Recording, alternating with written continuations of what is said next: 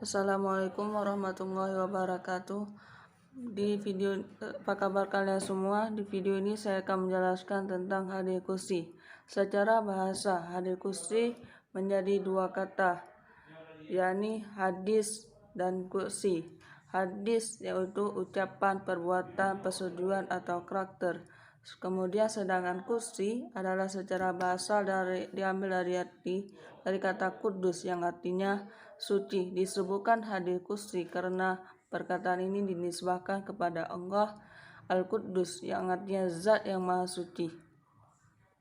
Secara sederhana menurut istilah pengertian ada dua macam, yakni hadis merupakan kalam Allah Azza wa Jalla baik dalam matan maupun substansi. Bahasanya dan Rasulullah SAW hanya menyampaikannya kepada kita, dan hadis qudsi adalah perkataan dari Rasulullah sedangkan isi perkataan tersebut berasal dari Allah Azza wa Jalla. Hadis qudsi menurut para ulama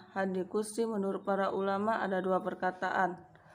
Yang pertama, bahwa hadis qudsi berasal dari Allah baik lafaz maupun makna, dikarenakan Rasulullah SAW menyandarkannya kepada Allah Ta'ala, sedangkan maklum bahwa asal suatu ucapan disandarkan maka lafaznya berasal dari si pengucap langsung, bukan lafaz dari penukilnya. Terlebih lagi bahwa Nabi SAW sebagai penukilnya adalah seorang yang paling kuat amanah dan paling kokoh periwayatannya.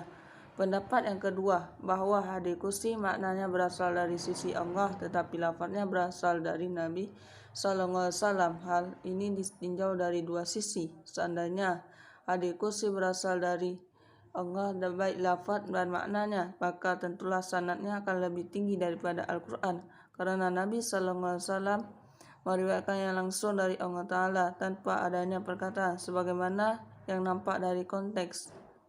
Yang kedua, seandainya lafaz dari qudsi berasal dari Allah, maka tidak akan ada bedanya antara hadis dan qudsi.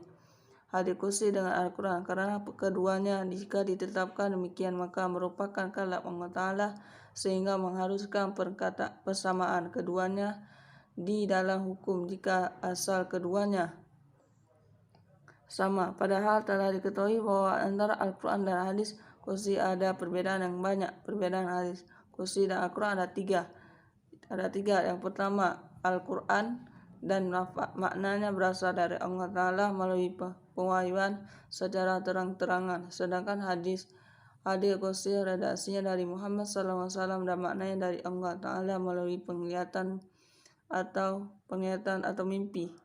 Al-Quran yang perbedaan kedua diturunkan melalui perantara malaikat Jibril kepada Nabi Muhammad SAW, sedangkan hadis qudsi tidak demikian. Yang ketiga, Al-Quran sebagai mukjizat yang memiliki keistimewaan yang tidak terdapat dalam hadis qudsi. Perbedaan hadis nabawi dengan hadis qudsi.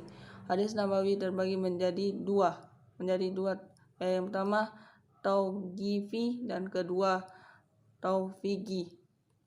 Yang pertama tauqifiyyi, yang bersifat tauqifiyyi yaitu kandungan diterima oleh Rasulullah SAW dari wahyu lalu dijelaskan kepada manusia dengan kata-kata darinya. Di sini meskipun kandungannya dinisbatkan kepada Allah, tetapi dari sisi perkataan lebih layak dinisbatkan kepada Rasulullah SAW, sebab kata-kata itu disandarkan pada siapa yang mengatakannya, walaupun terdapat makna yang diterimanya dari pihak yang lain.